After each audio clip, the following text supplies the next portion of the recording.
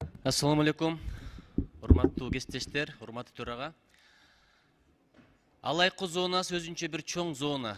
Өткөндө билесиздер, ал жакта бир көчкү болгон. Ойтал айыл өкмөтүнүн аймагында чоң таш түшкөн. Ошол ташты эле жылдырып койгондо ары бери бир гана машина өткөндөй кылыпчы. Бирок аны кеңейтиш керек кайрадан. Мурда калдына келтирбесе болбойт. Эмне себептен дегенде, Коо чаты, Күйөө таш, Кайың тала айылдарында иче турган сууну киргизип аткан урматтуу президенттин өкүлү. Жаңы иче турган суу системасын куруп аткан. Ошого байланыштуу чоң автомобилдер бара албай калды ал жака. Техникаларды ташып, жабдыктарды ташып барыш керек болчу да КАМАЗдар. Ошентип эл да каттагандан кыйналып атат, бир эле машина батат. Ары өтүп баратса бир жактан күтүп туруш керек, бери өтүп баратса ар жактагылар күтүп туруш керек болуп атат да. Анан экинчиден иш токтоп калып атат. Жабдыктар, техникалар бара албай калып атат. Жана таза суу системасын киргизгенгечи.